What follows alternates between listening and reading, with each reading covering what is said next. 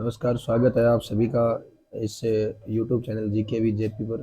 तो आज हम एक बार फिर साइंस की एक नई पीडीएफ लेके आए हैं। देखिए, सबसे पहले क्वेश्चन है, हार्मोन शब्द का नामकरण किसने किया था? हार्मोन शब्द का नामकरण सबसे पहले किसने किया था? देखो देखो, हार्मोन शब्द का नामकरण सबसे पहले किसने किया था? तो इसका ऑप्शन हो जाएगा स्टार्लिंग तथा बेलिस ने सबसे पहले हार्मोन शब्द का नामकरण किया था। ठीक है। दूसरी बात, इन्होंने स्टार्लिंग और बेलिस ने सबसे पहले जो हार्मोन खोजा था ना, तो उसका नाम सिक्रेटिन था। पहला जो हार्मोन डिस्कवर किया गया था उसका नाम सिक्रेटिन था। ये भी आप लोगों को बहुत अच्छे तरीके से याद रखना है। ठीक है। देखो ध्यान से, सिक्रेटिन हार्मोन का सिक्रेटिन हार्मोन की सबसे पहले जो की गई थी वो डिस्कवरी की गई थी।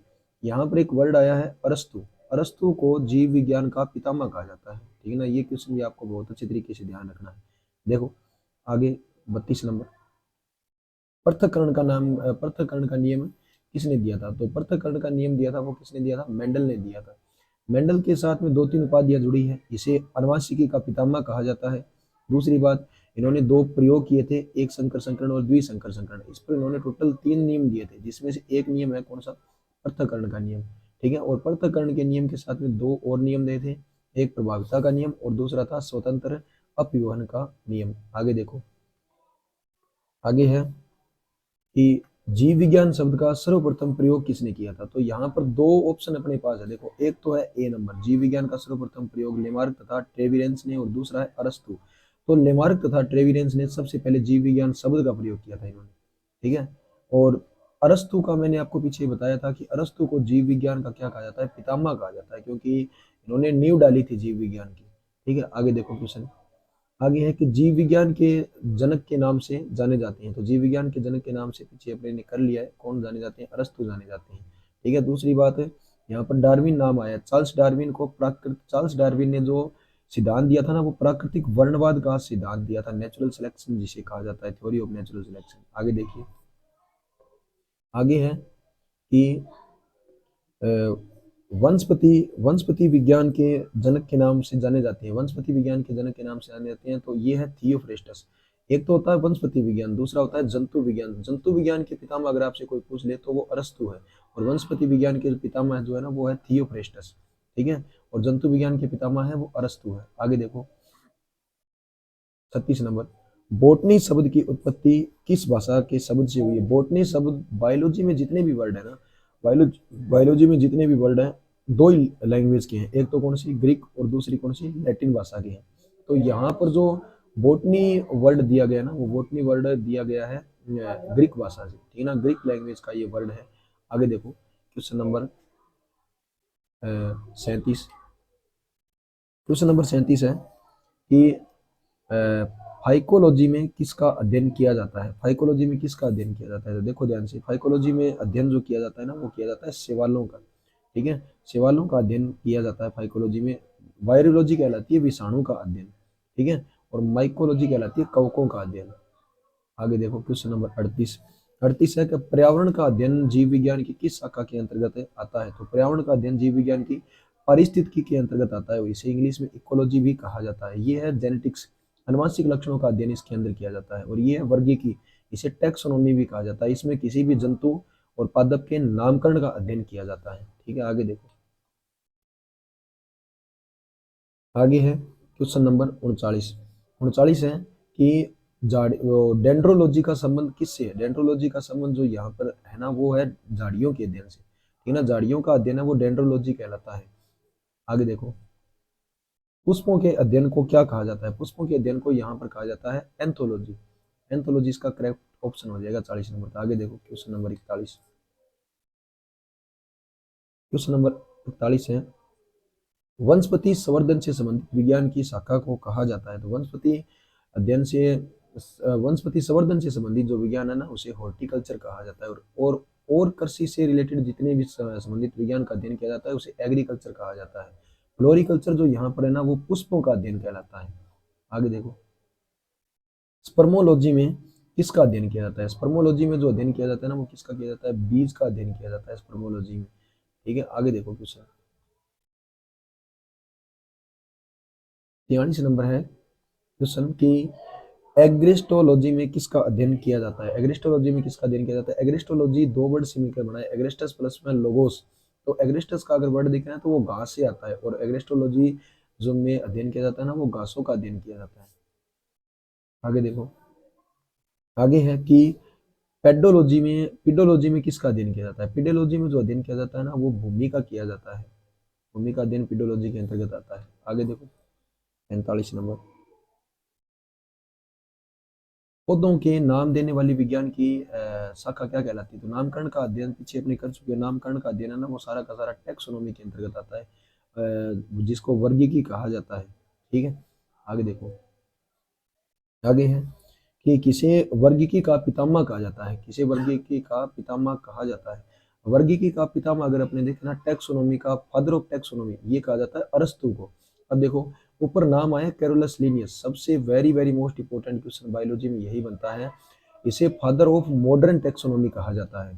ठीक है, दूसरी बात, इसे फादर ऑफ सिस्टमेटिक बोटनी भी कहा जाता है। तीसरी बात कि इसे फादर ऑफ सिस्टमेटिक बोटनी कहा जाता है, फादर ऑफ मॉडर्न टैक्सोनॉमी कहा जाता है।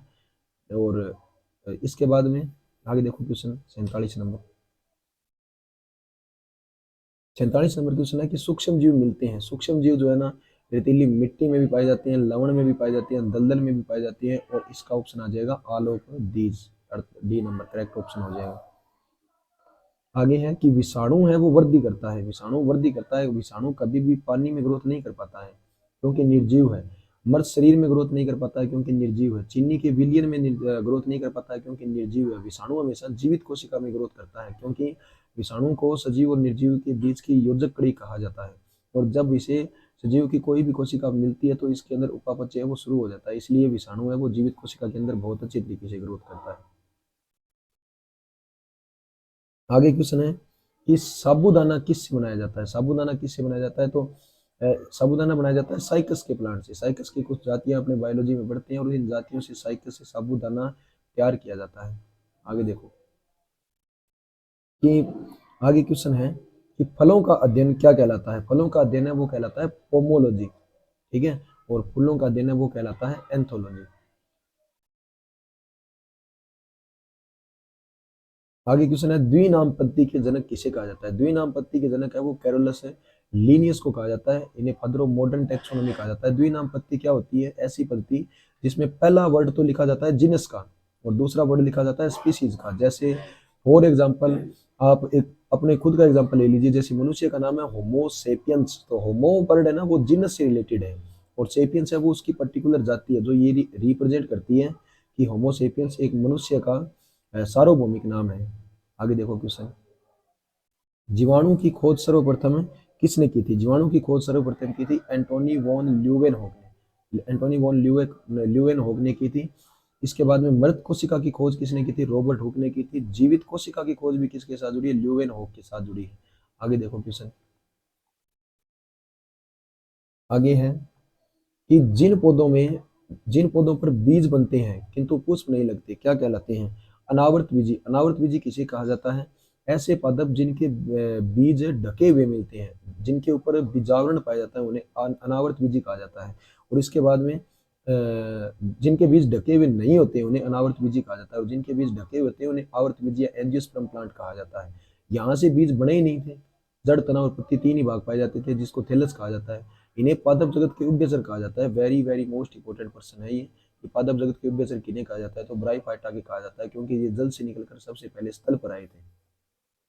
आगे देखो कि जीवाणु की साधारण आकृति क्या होती है? जीवाणु की अगर साधारण आकृति देखें, वैसे तो सर्पिल भी होती है, गोल भी होती है, कोमा रूपी भी जीवाणु होती है, लेकिन छड़ रूपी इसमें करेक्ट ऑप्शन हो जाएगा, क्योंकि लगभग जो जीवाणु होते हैं ना वो छड़ के जैसे होते हैं। आगे देखो कि जो जीवाणु आकार में सबसे छोटे होते हैं वो क्या कहलाते हैं? जो जीवाणु आकार में सबसे छोटे होते हैं वो क्या कहलाते हैं? तो वो कहलाते हैं गोलाणु। ठीक है, गोलाणु आकार में सबसे छोटे होते हैं। आगे देखो कि कौन सा बैक्टीरिया से रिलेटेड डिजीज है? कौन सी बैक्टीरिया से रिलेटेड डिजीज है? तो ये वायरस से होती है, और पीलिया है। ये बिलीरुबिन और बिलीवर्डिन वर्णक के कारण बनता है। ये डेंगू में भी बन सकता है। जीवाणु से रिलेटेड यहाँ पर एक ही डिजीज है जिसको कहा जाता है तपेदिक। ठीक है, आगे देखो,